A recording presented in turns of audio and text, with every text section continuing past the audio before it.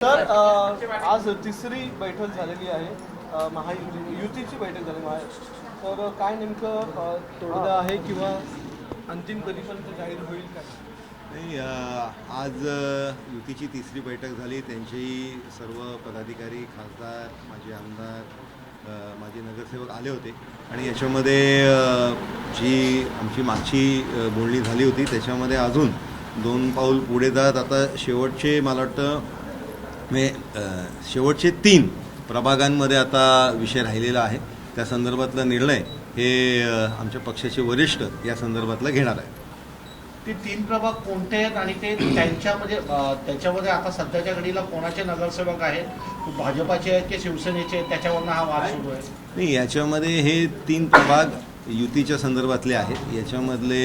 याच्या संदर्भातला निर्णय हे वरिष्ठ घेणार आहेत. त्याच्यामुळे ही मीडियामध्ये चर्चा न करता याच्यामधली जी निर्णय प्रक्रिया आहे ती निर्णय प्रक्रियेमध्ये जे वरिष्ठ आहेत ते संदर्भात निर्णय घेतील.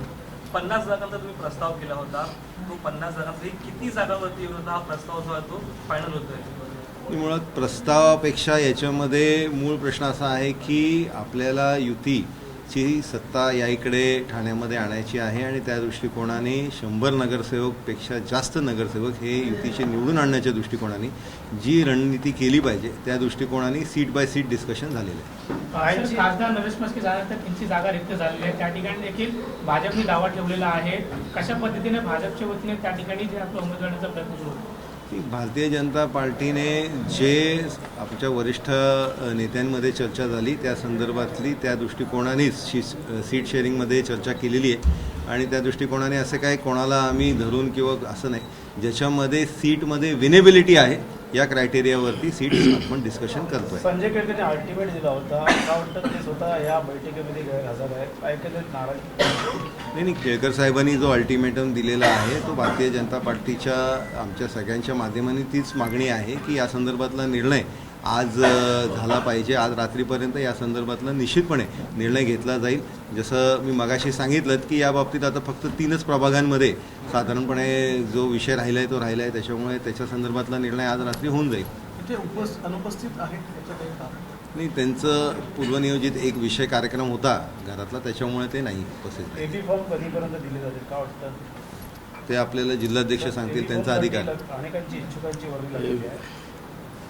जोडपत्र 1 आणि जोडपत्र 2 आहे ते. तर जोडपत्र 1 ऑलरेडी मी निवडणूक आयुक्तांकडे सबमिट केलं 4 दिवसापूर्वी.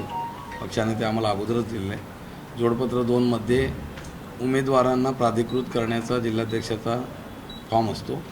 तो जसे आमचे उमेदवार नक्की होतील, आम्हाला प्रदेशाकडनं जेव्हा मान्यता मिळेल त्यावेळेला त्यांची नावं टाकून प्रभागासहित ती जोडपत्र 2 ही त्यांना दिली जातील. फॉर्मच्या नंतरही ती दिली तरी चालतात. स्क्रुटिनीच्या अगोदर ती जोडपत्र जोडायची असतात सबमिशनपर्यंत. डॉक्टर पण जागा किती मिळत आहेत? 40, 45 जागा किती मिळत आहेत? जागा किती भेट आहेत हे आपल्याला काही तासांमध्येच सांगू. आज नाही, काही तासांमध्ये म्हटल्यानंतर ते 24 तास पण असतात ना. म्हणजे पाहिलं तर सकाळी असेल किंवा रात्री असेल, अनेक वरिष्ठ नेत्यांच्या बैठका पार पडतात. बैठक आज देखील किंवा सकाळपर्यंत पार पडून एक निर्णय निघेल. नाही, आपल्याला लक्षात घेतलं पाहिजे आमचे जे पक्षाचे वरिष्ठ नेते आहेत यांना ही निर्णय प्रक्रिया अख्ख्या राज्याचे वेगवेगळ्या महानगरपालिकांच्या संदर्भातली ही निर्णय प्रक्रिया ठिकठिकाणी चालू आहे. मग त्याच्यामध्ये ठाणे महानगरपालिकेसाठी ज्यावेळेस ते बसतील त्यावेळेस हा निर्णय निश्चितच होणार आहे. जागा वाटपाचा तिढा अजूनही कायम असताना शिवसेनेने मात्र निर्धार मेळावे असतील, निर्धार सभा, विजयी निर्धार सभेचे आयोजन सुरू केलेलं आहे महानगरपालिकेत. नाही, त्याच्यामध्ये त्यांचाही जो त्यांची मागणी आहे ती युती संदर्भातली आहे आणि त्यांच्या निर्धार मेळाव्याच्या माध्यमाने ते युती संदर्भातच सगळ्यांना आवाहन करतायत. सर, ठाण्यामध्ये आज बॅनर लागलाय. बॅनर लागण्यात आलेलं आहे. कुठंतरी डिव्होर्स देण्याचं काम कुठे शिंदेच्या शिवसेनेची सेवा देण्याचं काम भाजप करते का? नाही, याच्या सेवा काटशाचा काही संबंध नाही आहे. आमच्या एका बाजूला वाटाघाटी सुरू आहेत आणि त्या आता अंतिम टप्प्यात आहेत. आता ठाकरे साहेबांनी सांगितलं तर त्याच्यामध्ये फक्त आता वेळीच वातावरणानिमित्त लोकांपर्यंत पोहोचणं गरजेचं आहे. स्वाभाविकच शिंदेसाहेब असतील किंवा भारतीय जनता पार्टी तर आहेच, नरेंद्र मोदींच्या नेतृत्वाखालीच पूर्ण देशात आम्ही काम करतो आहोत. त्यांचा विकसनशील चेहरा हा आमचं एक रिप्रेझेंटेशन आहे पार्टीचं फार मोठं आणि तो आमचा पक्षाचा मतदारांना अपील करणारा एक व्यापक चेहरा आहे, व्यापक व्यक्तिमत्व आहे आणि त्यामुळे मतदारांपर्यंत त्वरित पोचणं गरजेचं आहे.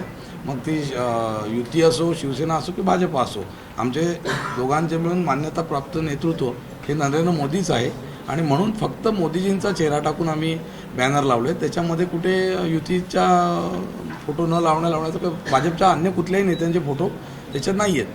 त्यामुळे ते दोघांचं मिळून आहे.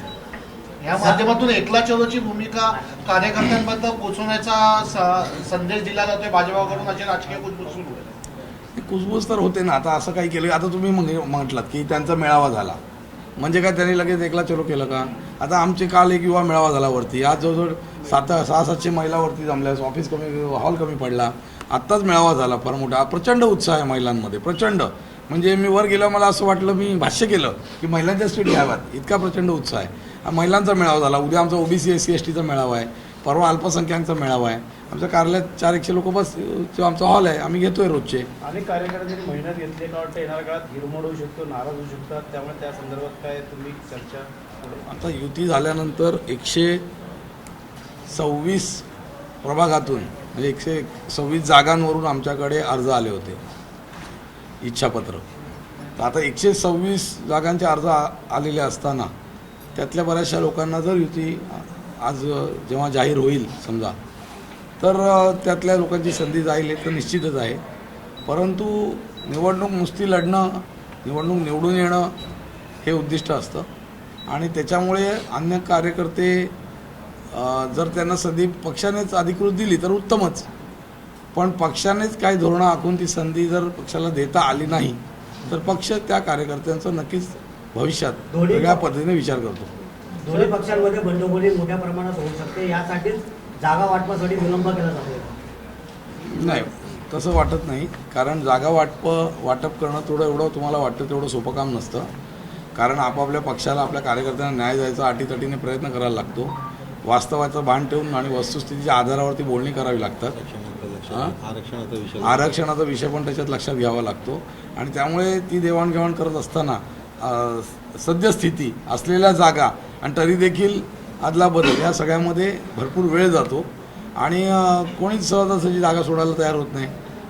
आम्हाला घ्यायचं असतात, त्यांना ठेवायचे असतात. कुठे आम्ही जास्त आहे तिथे आम्हाला ठेवायचे असतात, त्यांना मागायचे असतात.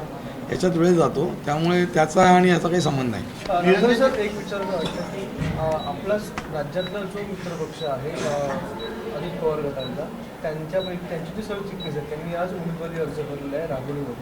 तर ते वेगळे लढणार हे आधीपासून निश्चित जवळपास झालेलं आहे. तुम्ही दोघं एकत्र लढताय, ते वेगळे लढणार.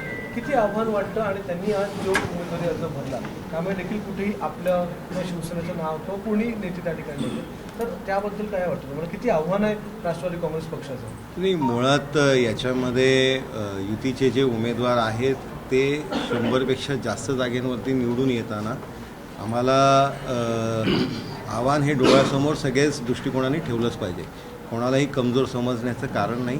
पण भारतीय जनता पार्टीचं जे नेतृत्व आहे त्याचबरोबर भारतीय जनता पार्टीच्या माध्यमांनी आणि त्यांच्या नेतृत्वाच्या माध्यमांनी माननीय मोदीजी आहेत, माननीय फडणवीस साहेब आहेत, यांच्या माध्यमांनी जे केलेलं कार्य आहे आणि त्याचबरोबर संघटनात्मक शक्ती जी माननीय चव्हाण साहेबांच्या नेतृत्वामध्ये राज्यभर उभी राहिलेली आहे, ठाण्यामध्ये उभी राहिलेली आहे, त्याच्यामुळे निश्चितच फार मोठं यश हे भारतीय जनता पार्टीच्या सर्व उमेदवारांना येणार आहे, ज्याची प्रचिती आपल्याला या नगरपालिकेच्या इलेक्शनमध्ये पण झालेली आहे. पण असं झालं की राष्ट्रवादी काँग्रेस अजित पवार गटाला चांगल्या जागा मिळाल्या, जवळपास एक 30 ते 40 जागा जर मिळाल्या आणि त्यांचा चांगला विरोधी पक्ष जर होऊ शकत असेल किंवा विरोधी पक्ष नेत्याचं पद जर त्यांच्याकडे जाऊ शकत असेल तर आपल्याला काही हरकत असेल का? आणि त्याने युतीवर किंवा राज्यातल्याच तर काही परिणाम होईल? नाही, हे फारच जरतरची गोष्ट आहे. आत्ताशी अजून उमेदवारी अर्ज भरायचीच प्रक्रिया चालू आहे. तुम्ही एकदम पार त्या निकालापासून पुढच्या याच्यामध्ये गेला. मला असं वाटतं आपण आता सध्या या आहे त्या फेजमधनं पूर्ण कंप्लीट करून पुढे जाऊ. उमेदवार देणार का? कळवमुरामध्ये उमेदवार देणार का? मतांचा जोगवा उमेदवारामध्ये मागितला जाणार का? भाजप आत्ताच लेले साहेबांनी सांगितलं की भारतीय जनता पार्टीचे 126 जागेंवरती उमेदवार हे इच्छुक होते आणि कार्यकर्ते हे इच्छुक आहेत. त्याच्यामुळे आम्ही निश्चितपणे ज्या ज्या ठिकाणी आपली युतीमध्ये जागा निश्चित होतील त्या ठिकाणी आम्ही उमेदवार 100% उतरवणार. सर पण ह्या युतीच्या चर्चेमध्ये सुरुवातीपासूनच एनसीपी अजित पवार गटाला ज्या प्रकारे बाजूला ठेवण्यात आलं ते तुमच्याबरोबर राज्य सत्तेवर आहे पण त्यांना ज्या प्रकारे बाजूला ठेवण्यात आलं त्यामागचं नेमकं कारण काय? आणि मुळात त्यांनीच ही भूमिका मीडियासमोर सर्वात पहिले स्पष्ट केली होती आणि त्याच्यामुळे तो त्यांचा निर्णय होता, आमचा निर्णय नव्हता. युतीचा आकडा किती असेल महापौर पदासाठी? ते लवकरच तुम्हाला कळेल.